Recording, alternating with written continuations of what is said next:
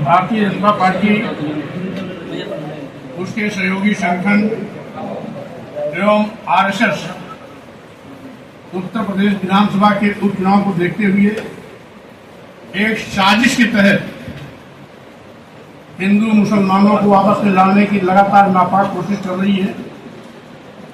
उसी का नतीजा है कि आज बड़े पैमाने पर पूरे प्रदेश में सांप्रदायिक सौहार्द साजिश के तहत बिगाड़ा जा रहा है। भारतीय संविधान के आर्टिकल 15 के तहत 51 के तहत हम सभी को संविधान की नजर में समान समझते हैं। जाति, वर्ग, धर्म, लिंग और जन्म स्थान के आधार पर किसी के साथ भेदभाव नहीं करते। ये बड़ी दुखद बात है कि संविधान की शपथ लेकर के संवैधानिक महत्वपूर्ण पदों पर बैठने वाले लोग आज संविधान की ही धज्जियां उड़ा रहे हैं। आज जिस देश में हिंदू, मुस्लिम, सिख, ईसाई सब है आपस में भाई भाई का नारा लगता था, उस हिंदू मुस्लिम भाईचारे और सौहार्द को सत्ता में बैठे हुए लोग अपने राजनीतिक स्वार्थ के लिए तहस नहस करने में लगे हुए हैं। अभी जो भी घटनाएं घटी हैं उसमें हर घटनाओं के वीडियो, फोटोज मीडिया के माध्यम से, इलेक्ट्रॉनिक मीडिया के माध्यम से, सोशल मीडिया के माध्यम से जो प्रकाशित हुए हैं उसमें देखा गया है कि धर्म के नाम पर जिस तरीके से बहराइच में आगजनी हुई, धर्म विशेष के लोगों के घरों पर चढ़ करके झंडे तोड़े गए, बातें गिराए गए और एक विशेष प्रकार का नारा लगाया गया। आग लगाने वालों की तरफ से भी, बाजा और झंडा तोड़ने गिराने वालों की तरफ से भी। तो मैं माननीय मुख्यमंत्री से पूछना चाहता हूं, क्या किसी भी आराध्य के नाम पर नारा लगाने का लाइसेंस किसी के घर को तोड़ने के लिए, किसी के घर पे मजहबी झंडा उखाड़ने के लिए, दुकानों में आग लगाने के लिए, क्या वो लाइसेंस है? आराध्य इष्ट होता है, साथ ही साथ लोगों की भावनाओं से जुड़ा होता है।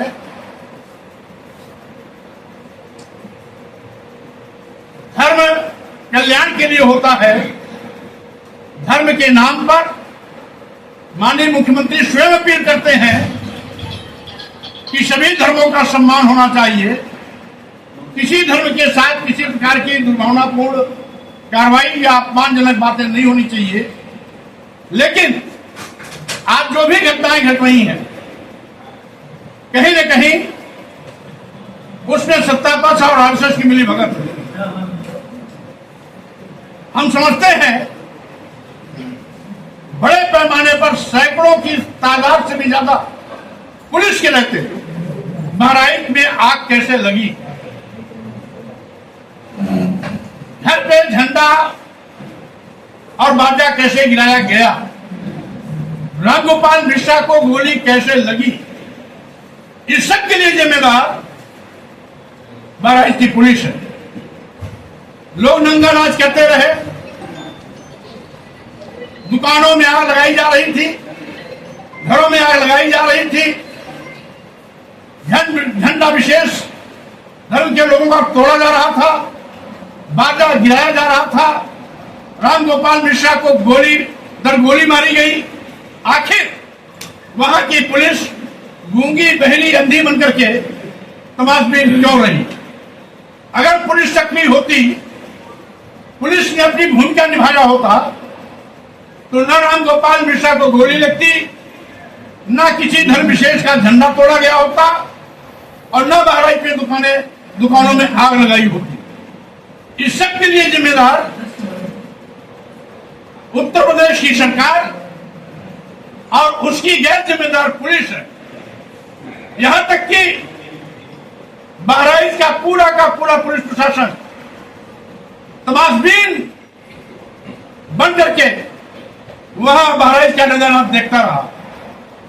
एडीजी लाइन प्रशासन को मजबूरन अपने रिवॉल्वर निकाल करके भीड़ को दौड़ाने की नौबत आई। आखिर बहराइच के एसपी, एडिशनल एसपी, सीओ, कई थानों के प्रभारी, सैकड़ों की तादाद में खड़ी पुलिस क्या कर रही थी? ये अपने आप में योगी जी के कानून राज पर सवालिया निशान खड़ा करती है। आज उत्तर प्रदेश में कानून व्यवस्था पूरी तरीके से ध्वस्त हो चुकी है। योगी राज जंगल राज का पर्याय बन गया। आज जिस तरीके से सांप्रदायिक सौहार्द बिगाड़ने के पीछे सत्ता पक्ष मौन होकर तमाशा देख रहा है, उसकी पुलिस गूंगी बहरी अंधी बनकर के तमाशबीन खड़ी है। बहुत ही शर्मनाक है, निंदनीय है। रामगोपाल मिश्रा की मौत हुई, ये बहुत ही दुखद घटना है। मेरी परिवार के साथ संवेदनाएं हैं, लेकिन इसके लिए भी जिम्मेदार योगी की पुलिस है। आज ये जांच का विषय है कि रामगोपाल मिश्र को गोली कहां से लगी, किसके रिवॉल्वर से लगी, अभी ये तय नहीं हो पाया।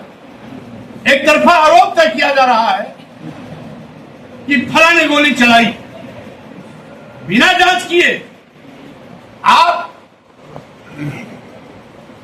बड़े पद पर बैठे होने के बावजूद भी बिना जांच कराए कैसे आप किसी को आरोपित कर सकते हैं? इसलिए क्योंकि उत्तर प्रदेश की पुलिस भी इस घटना की जिम्मेदार जवाबदेह है, इसलिए उत्तर प्रदेश की पुलिस से निष्पक्ष जांच की संभावना नहीं है। पूरे घटनाक्रम की जांच सीबीआई से होनी चाहिए, और साथ ही साथ जब तक कानून की हनक नहीं होगी, कानून का राज नहीं होगा, तब तक उत्तर प्रदेश में जंगल राज चलता रहेगा। आज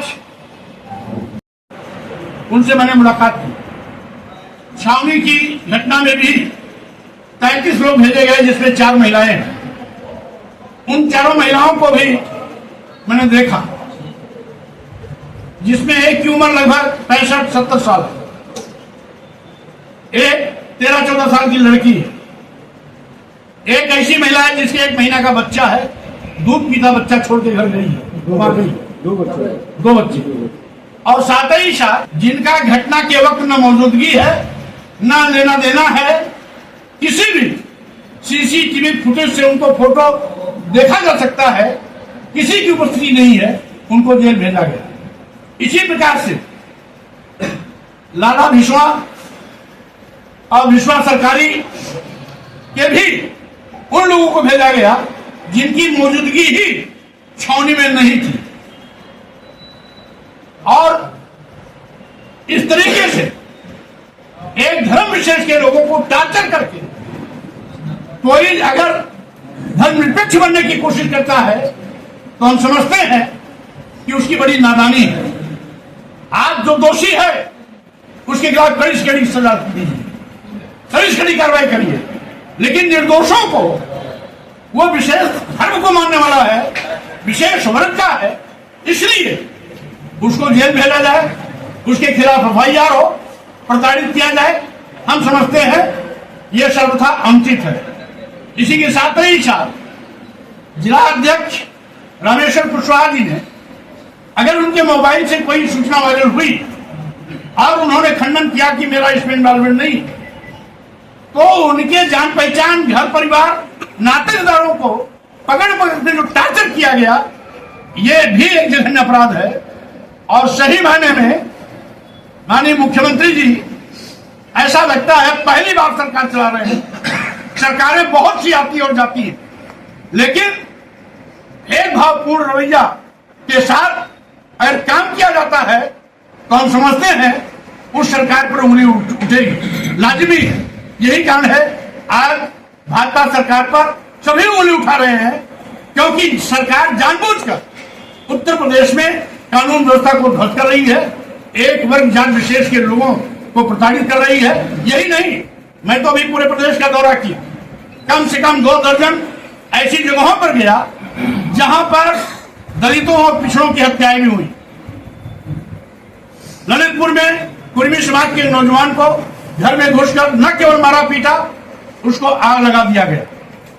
इत्तेफाक से पुलिस पहुंचकर उसको एडमिट कराई, किसी तरह उसकी जान बची। महोबा में एक चौरसिया समाज के 22 साल के जवान को गोलियों से भून दिया गया। हमीरपुर में प्रजापति समाज के 31 वर्षीय नौजवान को दबंगों ने पीट पीट के मार डाला। रायबरेली में अर्जुन पासी 21 साल का लड़का था, दबंगों ने पीट पीट के उसे मार डाला। फतेहपुर में कोरी समाज का नौजवान लड़का है 18 साल का, उसको बुरी तरीके से मारा पीटा, पैर का नाखून निकाल लिया, मरा समझ के दफनाने जा रहे थे। किसी तरीके से 112 को कहीं से पुलिस की सूचना मिली, 112 पुलिस आई, देखी उसकी सांस चल रही, अस्पताल आनंद फानंद पहुंचाया, उसकी किसी तरह जान बच गई। पुलिस को बचाने की कोशिश कर रही थी, मौके पर मेरे जाने का कार्यक्रम बना। बहरहाल वहां की पुलिस ने उचित धाराओं में FIR बढ़ाई और उसकी गिरफ्तारी की। इसी प्रकार से अभी 18 वर्षीय नौजवान नितेश मौर्य का बनारस शिवपुर थाने में हत्या कर दी गई, और उस हत्या के पीछे एक मंत्री का हाथ है। इसीलिए अपराधियों को बचाने का पाप कर रहे हैं मंत्री जी, जबकि उस आदमी को जलाया गया, एक पैर काट दिया गया, हाथ काट दिया गया, और वहां की पुलिस उसको आत्महत्या साबित करने पर तुली हुई है। अभी तक लाश तो मिली, लेकिन एक पैर नहीं मिला, एक हाथ नहीं मिला। आखिर आत्महत्या कोई करेगा तो अपना पैर और हाथ कहां से गायब करेगा। इसी के साथ ही साथ अभी गोंडा में एक शेड्यूल कास्ट के बच्चे को, वहां पर 21 साल का था, घर में बुला के दबंगों ने पीट पीट के रास्ते में उसे मार डाला। मिर्जापुर में एक मौर्य समाज का लड़का, वहां के कुछ दबंगों ने, 70 के लोगों ने गाड़ी चढ़ा के मार दिया। यद्यपि दबाव बढ़ा, पुलिस को सही घटना जानकारी मिली, FIR हुई, वो जेल पहुंचा, उचित धाराओं में FIR भी दर्ज हुई। लेकिन ऐसा हो क्यों रहा है? ये सारे घटनाक्रम सत्तापक्ष के द्वारा किया जा रहा है। इसी प्रकार से अभी मिर्जापुर में ही एक 14 साल का लड़का, उसे तलवार से काट के फेंक दिया गया, वो भी सत्तापक्ष का ही था। आखिर सत्तापक्ष के लोग आज सत्ता में इतने घमंड में चूर हैं कि अपने ही सरकार की कानून व्यवस्था की धज्जियां उड़ा रहे हैं। उनको अपने गिरेबान में झांक करके देखना चाहिए। ये जितने दुष्कर्म पाप, और एक ही साथ अभी नवरात्र का महीना बीता, करीब 20-25 बहन बेटियां ऐसी हैं जिनको एक महीने के अंदर सामूहिक बलात्कार की शिकार हुई, दुराचार की शिकार हुई, छेड़खानी की शिकार हुई। हम कहना चाहते हैं, आखिर इन बहन बेटियों की आबरू से खिलवाड़ करने वाले के घरों पर बुलडोजर क्यों नहीं चल रहा है? इन दलितों पिछड़ों की मार मार करके हत्या करने वालों के घरों पर बुलडोजर क्यों नहीं चल रहा है? उनके घर पर जमीन दोष क्यों नहीं किया जा रहा है? उनके खिलाफ कठोर कार्रवाई क्यों नहीं की जा रही? अंधा बाटे रेवड़ी अपन अपन का दे। ये सरकार अपने संरक्षण में जो अराजक तत्व है उनको शह दे रही है, संरक्षण दे रही है। अगर जात विशेष और विशेष के, धर्म विशेष के कोई छोटी भी घटना घट जाती है तो पूरा का पूरा जमात, पूरा का पूरा परिवार जेल के सलाखों में चला जाता है, घर जमीन दोष हो जाता है, बुलडोजर भी चलती है, पुलिस की लाठी भी चलती है। लेकिन आज दलितों पिछड़ों पर जो बड़े पैमाने पर हत्याएं हो रही हैं, बहन बेटियों की जो तबरू से खिलवाड़ हो रहा है, आखिर उन पर कार्रवाई क्यों नहीं? जब कानून गूंगा अगर अंधा बन जाएगा तो स्वाभाविक रूप से अपराधियों के हौसले बढ़ेंगे। और यही कारण है कि आज कानून की हनक गायब है। आज कानून का हाथ अपराधियों के गिरबान तक नहीं पहुंच रहा है, क्योंकि कहीं न कहीं उनको सत्ता का संरक्षण मिल रहा है। इसीलिए पुलिस मौजूद रहने के बावजूद भी गूंगी बहरी अंधी बनकर के तमाशा देखती रहती है, क्योंकि जानती है कार्रवाई करेंगे तो हम भी नपेंगे। इसलिए वो अपने बचाव में रहती है, जिसके कारण बारात जैसी घटना घटने की नौबत आई। बटोगे तो कटोगे, ये बात योगी आदित्यनाथ ने भी कही है, प्रधानमंत्री ने भी कही है, मोहन भागवत ने भी कही है और ओवैसी ने भी कहा है। इसके पीछे मंशा क्या है अलग अलग लोगों की? ये स्वाभाविक रूप से योगी जी की, मोदी जी की नफरती भाषा है। भारत में जो भी है सब एक है। भारत में जो भी है वो सब बटे नहीं बल्कि एक है। यहाँ का हिंदू, मुसलमान, सिख, ईसाई, बौद्ध, जैन सब एक है। और साथ ही साथ एक पहले भी थे। इसीलिए जाति धर्म से ऊपर उठ करके सभी लोगों ने आवश्यकता पड़ने पर देश की आजादी के लिए अपनी शहादत दी, कुर्बानियां दी, त्याग किया, संघर्ष किया, जेल गए। आज भी सब एक हैं, क्योंकि जब राष्ट्र के अस्तित्व और अस्मिता की बात आती है तो सब एक साथ खड़े होते हैं। और यही नहीं, मैं ये भी कहना चाहता हूं, जो आरएसएस के प्रमुख भागवत जी ने भी कहा, इस देश का मुसलमान, इस देश का सिख, इस देश का ईसाई